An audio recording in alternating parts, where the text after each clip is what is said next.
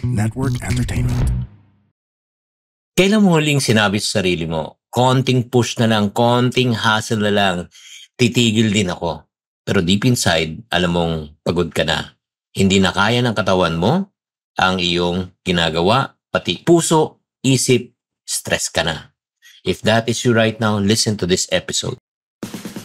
Hi, I'm Chinkitan and you're listening to Chink Positive Podcast, where I aim to equip you to become wealthy and debt-free.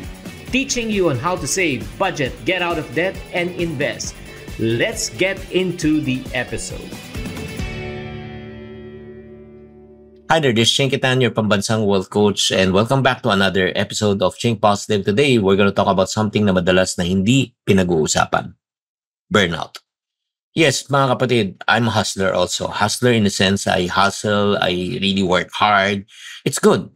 Work ethic is important, pero always remember, yung tinatawag nating work-life balance.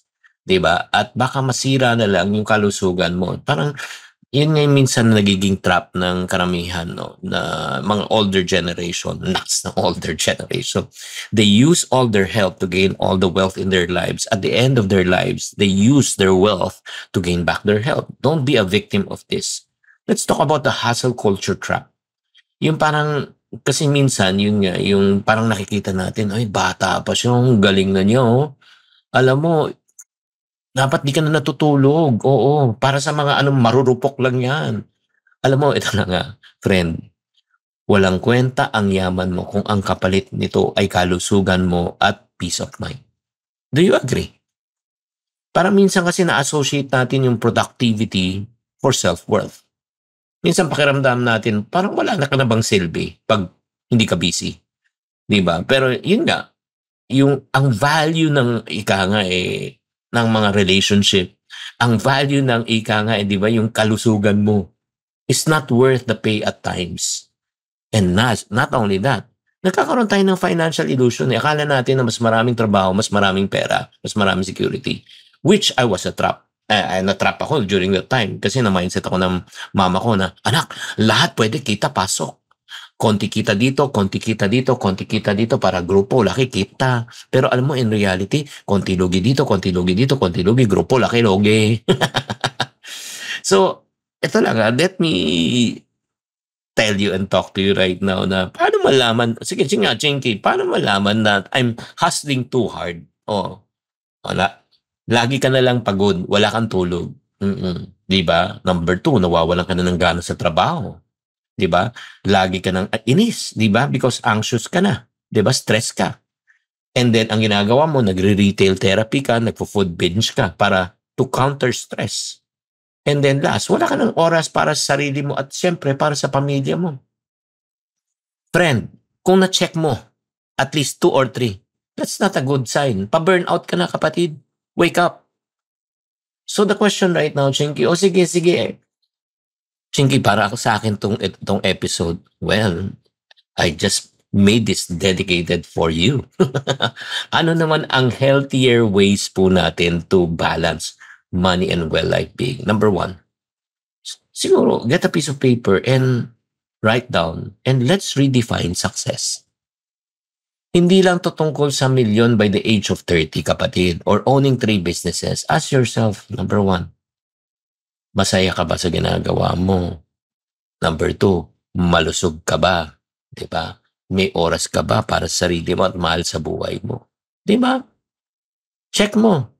Number 2, schedule mo yung me time mo. Diba? Non-negotiable yan. Dapat may exercise ka.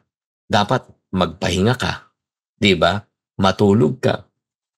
Ang best talaga, kapatid, is sleep before 10:30. That's what my coach tells me, health coach ko. And because our body repairs, mas better, 9:30 pa nga repairs from 10 o'clock up to 2 a.m. If you miss that, hindi mahirapan mag-repair. Yun ang best time to recharge. Then third, practice enough. Ano yung i-practice enough? Yung how much is enough? Magkano ba kailangan mo talaga? Sometimes kasi, diba, meron na tayong ipon, meron naman tayong pero we want to push kasi we want to compete. We want to reach a certain target before the age of what? Alam mo, ask yourself, magkano ba talagang kailangan mo? You should only eat 2 times a day, not 3. Di ba? May mga iba pa nga nag-uumad. Di ba? So, ilang bang kamang kailangan mo tulugan? Di ba? Kahit 7 bahay mo, 1 kama lang matutulugan mo. Di ba? Kaya nga, reflect tayo. And then, another thing, para makapag-ano ka, hindi ka talaga mas burn out, diversify your income. Di ba? Find income that are passive. When you say passive, based on investment, na kahit na hindi ka na talaga nag-work, may papasok pa rin pera. And last but not the least, mga kapatid, invest in health and relationships. Tandaan, ang pera kayang kitain, pero ang kalusugan, di ba? Once it's lost, di ba? Something's missing.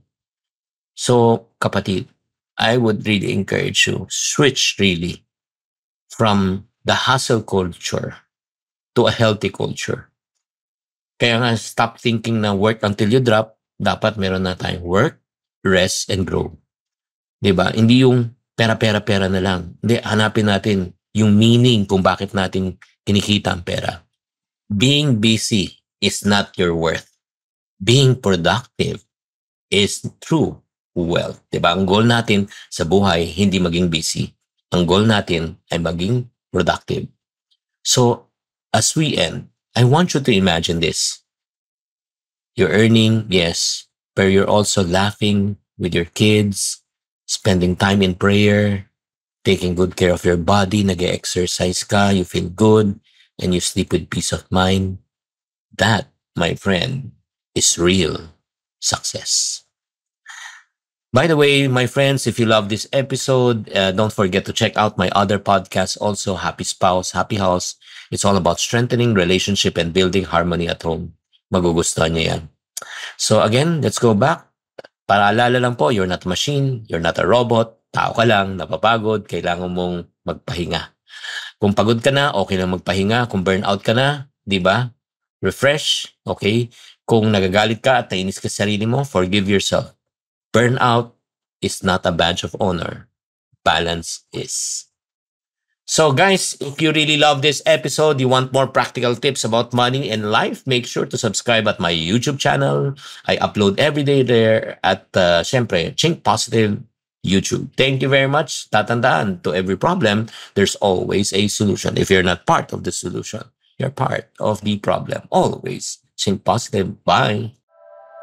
The opinions of podcast creators, hosts, and guests are not necessarily reflective of the official stance of the Pod Network Entertainment, its hosts, or other network programs. The content created by the people behind the podcast is personal and not meant to harm any religion, ethnicity, group, organization, company, or individual.